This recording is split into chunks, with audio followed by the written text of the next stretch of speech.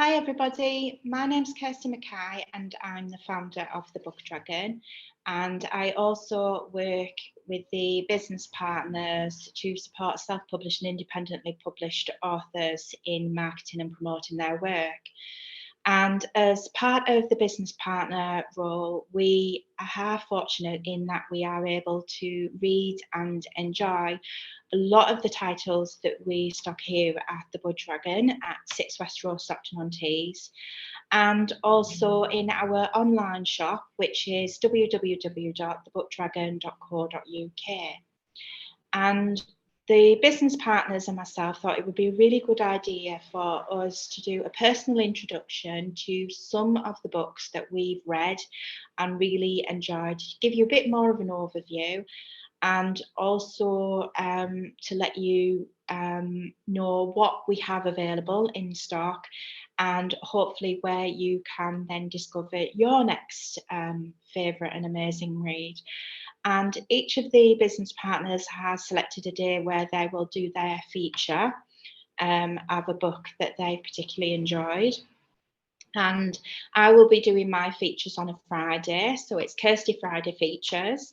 This is my first feature that I'm introducing to you, and as you can see from the background, the feature is on a horror book that I'm going to introduce you to, and I have part of the cover displayed behind me so you can see the whole thing going on with the creepy amber eye that's glowing in the dark, and obviously the other side we've got the skull as well.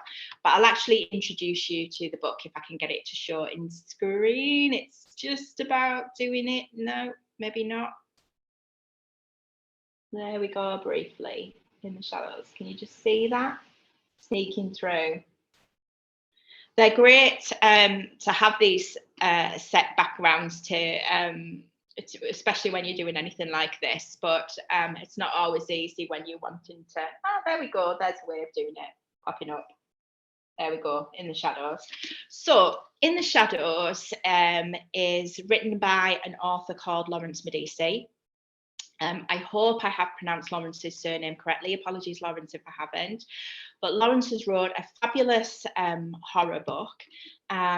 In the Shadows is one that I've only read recently. I've been involved in quite a lot of book tours recently, and so I've read a lot of different genres, and I haven't read anything in the horror genre for some time. And for me, I'm one of those readers who's extremely picky with horror books. I like a horror story that produces an emotional reaction from me through the written word, and the emotional reaction and that physical sensation, so where your heart's beating in your chest, and you can feel sort of your skin tingling and crawling, and you've got that sensation of that fear. Don't know what it is about us human beings that we like a good scare, but we do like a good scare, especially when if we're going along to a movie at the cinema, or whether we're reading a horror story. And a lot of the horror stories that I've come across have been lacking in that, in terms of the detail and the way the author has introduced that sort of horror and that tension and that slow sort of build to it. And then I've always been disappointed in some of the endings as well. So I am a very difficult reader to please in terms of a horror story. Lawrence's book, it's not just a horror story, and I think that's what makes me enjoy it even more. And it brings something a little bit different, because it actually crosses with the genre and the crime sort of mystery genre fiction in there as well. And it gives a different feel altogether to the book. Now, I knew I was hooked when I read the first few pages of the story, which I do want to read you an extract, but just to give you a bit of a feel, I'm just going to read the cover blurb to you. So, New York City detective Al Russo is a walking cliche and he knows it. His obsession with his job and the adrenaline rush it brings has led to a failed marriage and a taste for alcohol. Detective Russo is called to investigate what appears to be a simple traffic accident that resulted in the death of a homeless person.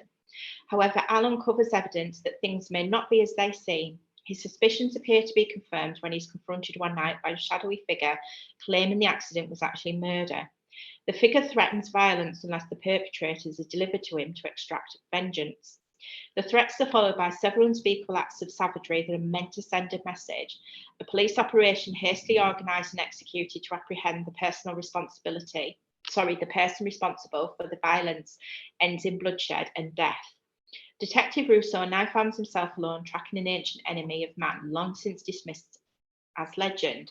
He must put his own life in danger and betray everything he believes in an attempt to prevent further bloodshed that result in the deaths of tens of thousands. What I liked about this book is there was also that element of that moral dilemma. Where is one life worth more than the opportunity of saving tens of thousands of lives as well? The detective has to do things that are against the job and what he's been brought up to believe as being a detective as well. And it's been a really interesting read to go on that journey with Al to find out a little bit more about what is going on behind the scenes. And also you've got this sort of horror element that is there consistently all the way through the book. The pacing is great. It doesn't sort of throw you straight in there. There is that sort of build up, so you do get to know the characters quite well, and they are credible and believable characters. It's very easy for you to get behind them and follow the journey. I don't know if you've heard that, but just as I'm recording this, how spooky is it? We've got torrential downpour and thunder outside. I'm currently at the shop at the moment. So talk about setting an atmosphere, because we now have the background weather just enhancing that whole creepy atmosphere as I'm sat here talking to you about Lawrence's book with this eye sort of staring at the screen and claps of thunder going on. I couldn't have timed it any better, really. So that was just a bit about the cover blurb. Like I said, it's a really good book. I've enjoyed reading it. It has had that sort of suspense and tension all the way through. I do like the characters that they've created, the ones that sort of sit in the shadows, that are wanting to extract that vengeance against the perpetrators who have wronged them.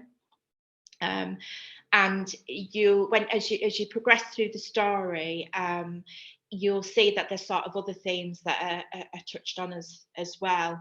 But it just overall, it's quite a holistic book in terms of, it has a bit of everything in there to appeal to a reader, and so I would definitely recommend it. It's priced at £10.75. And you can buy it at the Book Dragon bookshop and also on our online website. I just wanted to give you a bit of a taste of this. When I read this is basically a prologue that's set in Northumbria, Britain in 1055 AD, and this is what Lawrence opens the story with. And as you read it, this is what sort of grabbed me from the very beginning, and I had to carry on reading just to find out more and actually what happened next. So here's just an extract that I've picked out. Today she had awoken and the bedclothes were soaked with blood. She was writhing in agony. Uther had run to fetch the druid and the matriarch of their village. They were with her now. Uther had come here to pray for the health and safety of his wife and the health and safety of their child. He heard the crunching of footsteps in the snow behind him. He turned, rising to his feet. The druid was approaching, a blanket-wrapped bundle in his arms and a grim look on his face. "My wife?" Uther asked. The druid shook his head. "I'm sorry, brother, but maybe that is for the best." "What do you mean for the best? My child?" He held the bundle forward. There was movement within. Be strong, my brother. Look upon this and be strong. Uther reached out with a shaking hand and turned back a corner of the blanket. He stepped back, eyes wide. There was an infant beneath, but not like any infant Uther had ever seen, a demon spawn. The bald, earless head was covered in leathery grey skin so tight that it appeared the pronounced brow and angular cheekbones must burst through. The eyes were squeezed tightly shut. As the cold air hit its face, the infant opened its thin lips and wailed, a most unnatural sound. Uther could see the points of fangs protruding through the grey gums.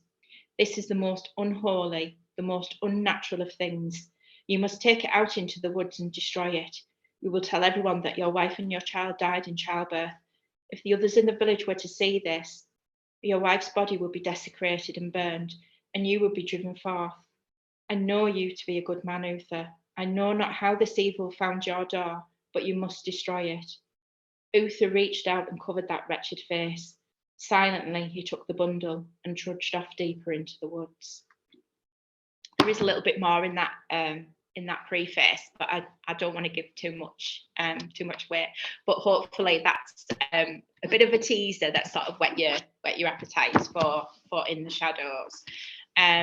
So our review for In the Shadows will be going on our website soon over the next couple of days. So you will be able to see the star rating for it. Although I will be highly recommending Lawrence's book In the Shadows, and I hope that you will consider it as one of your reads to purchase in the future. Just a reminder, it's only £10.75, quite a big book, so definitely worth the price. It's reasonably priced by Lawrence. So I would definitely recommend it, and I hope that you've enjoyed the little intro to our first feature Friday, or to my first feature Friday, and I look forward to catching up with you next week. And just a reminder, when you do purchase Lawrence's book, you do have the option of making a whole afternoon of it, getting yourself a nice cup of tea, and we've got some fantastic literary adult mugs as well, that you can purchase for £7.99 at a reduced price by buying one of our fabulous authors' books. And like I said, I would definitely encourage you to buy Lawrence's In the Shadows. So I'll leave that with you. Thank you very much for listening, and I look forward to catching up with you next week. Thank you. Bye.